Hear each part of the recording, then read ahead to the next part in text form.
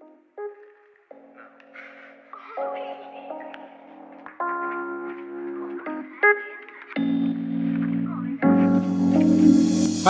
apa kabar? Kembali lagi di channel Gadgetindo dengan saya Randy. Nggak kerasa kita udah ada di akhir November 2020 dan ya sebentar lagi tahun 2020 akan segera berlalu. Kalau ngelihat kalender rilis smartphone itu di Desember itu rasanya nggak akan banyak lagi handphone yang akan rilis, dan nanti biasanya di Januari itu akan mulai rilis seri-seri terbaru lagi. Dan sepanjang 2020 ini saya ada satu segmen yang saya kasih nama Remas Review Smartphone Bekas, di mana di segmen itu saya ngebahas handphone X flagship yang masih sangat worth it untuk dipakai. Dan kali ini saya udah rekap nih, ada 5 total smartphone flagship atau X flagship yang sangat recommended buat kalian pakai di akhir 2020 atau nanti untuk di 2021. Dan di sini saya akan urutin dari harga yang termurah terlebih dahulu. Yang pertama ini ada LG V30 yang rilis sudah cukup lama, yakni di akhir 2017. Saat ini LG V30 banyak dijual di harga sekitar 3 juta rupiah dan dipersenjatai dengan chipset Snapdragon 835, RAM 4GB, serta internal memori 64 atau 128GB. Untuk masalah chipset, Snapdragon 835 menurut saya masih lumayan oke, karena jika dibandingkan dengan chipset masa kini, Snapdragon 835 ini kurang lebih setara dengan Snapdragon 730G. Yang jadi jualan utama HP ini adalah hasil foto kamera belakang yang bagus serta natural, lalu kemampuan perekaman video yang punya opsi pengaturan yang sangat lengkap, suara speaker yang juara berkat racikan audio dari brand ternama Bang & Olufsen, serta ukuran layar yang kompak menggunakan panel OLED dengan resolusi tinggi yakni di 1440 pixel. Kemudian yang menjadi poin kekurangan dari HP ini adalah daya tahan baterai yang boros karena hanya menggunakan baterai berukuran 3300 mAh, terus software update yang rasanya udah mentok sampai Android P aja. Dan satu hal lagi, buat kalian yang doyan selfie, hasil foto kamera depannya ini berasa nggak bagus. Yang kedua ada Sony Xperia XZ3 yang dirilis oleh Sony pada pertengahan 2018 dan bisa ditemui saat ini di harga sekitar 3,5 juta rupiah. Menggunakan chipset Snapdragon 845, RAM 4GB, serta internal memori 64GB, performa HP ini sangat mumpuni kalau mau dipakai bermain game. Hal yang menjadi kelebihan utama di HP ini menurut saya adalah kualitas layar serta keluaran stereo speakernya yang sangat baik. Menggunakan teknologi Dynamic Vibration, kualitas speaker di Xperia XZ3 ini merupakan salah satu yang terbaik buat sebuah smartphone. Di bagian kameranya, meskipun hanya menggunakan satu buah kamera belakang, hasil foto Xperia XZ3 ini tergolong bagus.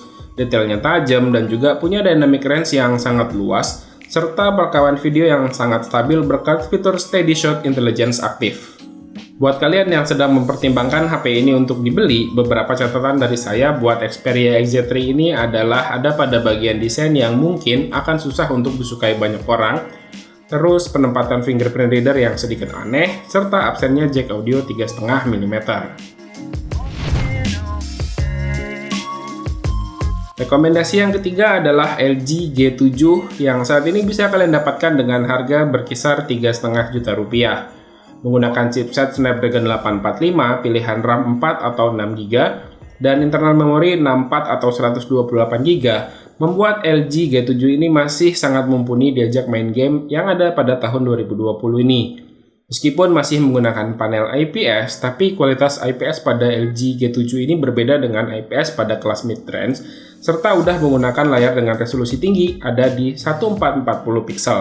Di bagian kamera dengan setup khas LG di seri G yakni 2 kamera dengan satu kamera utama dan satu kamera ultrawide, hasil foto dari LG G7 ini masih bisa banget buat diandalkan untuk tahun 2021. Hasil fotonya tuh khas LG banget yang natural serta punya dynamic range yang cukup luas. Fitur manual mode juga disediakan sangat lengkap, baik untuk pengambilan foto maupun video. Sedikit catatan buat HP ini adalah LG tuh agak sedikit pelit soal update software. Tapi dari yang saya baca, LG G7 saat ini tuh udah dapat update software ke Android 10. Oh ya, satu lagi adalah di daya tahan baterainya. Ini merupakan masalah umum untuk HP dengan ukuran compact adalah di daya tahan baterainya yang sedikit boros. Rekomendasi yang keempat ada Samsung Galaxy Note 8. Tahun ini rumornya bakal jadi tahun terakhir untuk Galaxy Note series karena kabarnya Samsung bakal berhenti menjual seri Note di tahun 2021.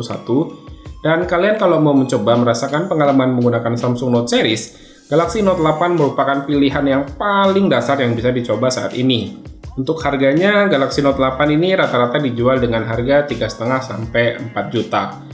S Pen merupakan hal yang jadi pembeda yang dimiliki oleh Samsung Galaxy Note 8 dan S Pen-nya ini sangat berguna buat saya kalau dipakai sehari-hari. Mulai dari kemudahan scrolling-scrolling dengan S Pen, terus menggambar di saat waktu kosong, atau bahkan melakukan translate bahasa asing dengan cukup mengarahkan S Pen tersebut ke kalimat yang ingin diterjemahkan. Selain itu juga, layar AMOLED khas Samsung juga menjadikan Samsung Galaxy Note 8 ini sangat nyaman buat dinikmatin sebagai konten multimedia.